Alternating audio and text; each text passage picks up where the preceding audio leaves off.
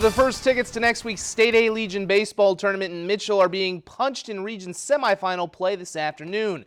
Though the winning team still has to play for the region title tomorrow, they're automatically assured a spot at state just by reaching the title game. Top two teams in each region go to state. Up in Watertown, we had a dandy between top seed Renner and Brookings. Bandits up 2-1 in the fourth. They had the bases loaded though and 1 out. Sam Stukel looks like he's going to tie the game with a sac fly until the other number 17, Rhett Zielinski. He shows off his cannon and easily gets the out at home for a double play, and that maintains the 2-1 lead. However, Reese Arbogast kept Brookings from adding on to that advantage. He pitched a complete game, striking out 3, and did not allow an earned run.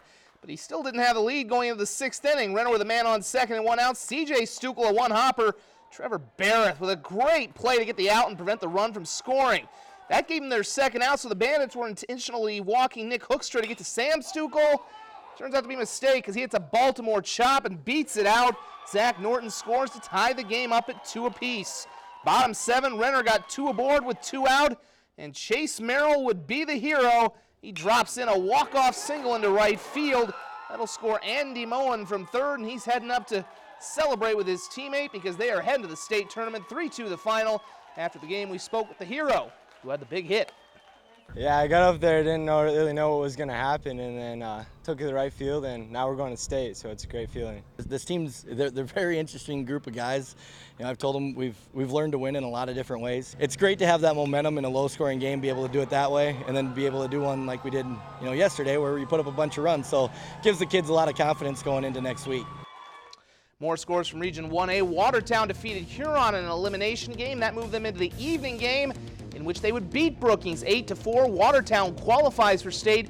Brookings can still get in, though, if they win a wild card game. We'll know who they're going to play, depending on Region 2A's results. In Region 3A, development that's about as simple to figure out as water being wet. Rapid City Post 22 qualifies for state with a 7-5 win over host Pierre.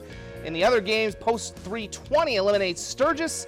However, Pierre comes back in the night game to qualify for state as well. They win 3-1. They'll play Post 22 for the region title there tomorrow.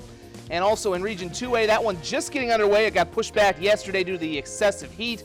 In the early session, Harrisburg defeated Sioux Falls East 5-1, and Brandon Valley beat Sioux Falls West 10-2. Evening games, Yankton, the host, easily over Harrisburg 12-4 in an elimination game that's ongoing. West has a 6-1 lead over East. Should note that regardless of what happens, West will be in the Central Regional Tournament as they're the designated host this year, with Sioux Falls and Post 15 hosting. It's West's turn to go this year, and then it'll be East's turn next year. At the State Little League Tournament, Canyon City advanced to Monday's championship with a 7-2 win over the Capital City team from Pierre. Now, Cap City isn't done yet. It's a double elimination tournament. They'll face Brandon Valley tomorrow at noon after BV eliminated Harney 8-1. It's not that the Minnesota Twins are playing bad baseball per se. They just have no margin for error due to the streaking Cleveland Indians. What was once an 11-game lead is down to 3 after Minnesota's 5-3 loss to Oakland last night. The Indians have won 12 of their last 14, with the only 2 losses coming last week to the Twins. So each game starting to mean a little bit more as the Twins play their 3rd game of a 4-game set with Oakland this evening. Mitch Garver starts it off right. Solo shot, his 17th home run of the season. It's 1-0.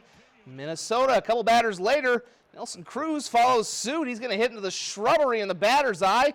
That's his 19th home run. It's 2-0. Now the Twins led 4-3 into the 9th. Taylor Rogers, he got the first 2 outs of the inning, but then hit a guy, gave up a double, and then Chris Davis does that. Off the first baseman's glove, 2-run score. It'd be the difference in the game. That's a tough loss to take. Oakland wins 5-4.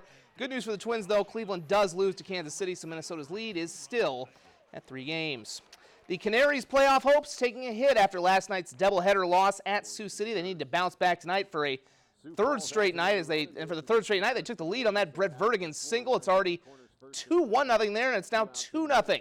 Move ahead to the 7th inning, tied at 2 until Mitch Glasser puts the Canaries back in front with a single to bring home Ale Lago. It's 3-2 at stretch time.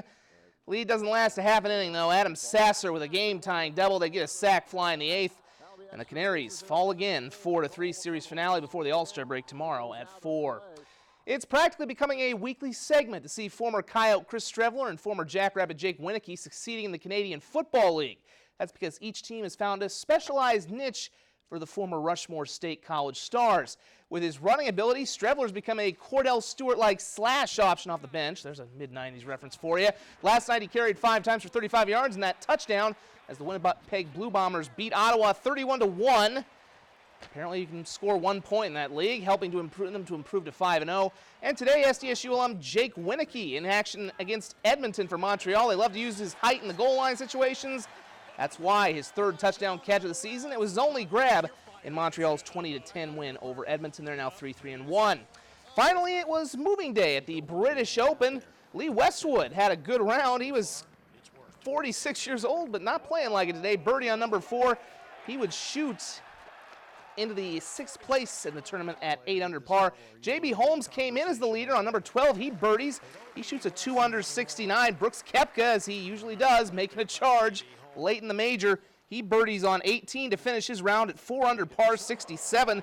He moves into a tie for 4th, but nobody could match Irishman Shane Lowry on his native soil. He birdies number 16. That's part of a course record 63. And he is atop the leaderboard heading into the final round at 60 under par, a 4-shot lead. Also, Kim Kaufman finishes tied for 6th at 18 under par at the Great Lakes Invite. We'll be right back in 1 moment.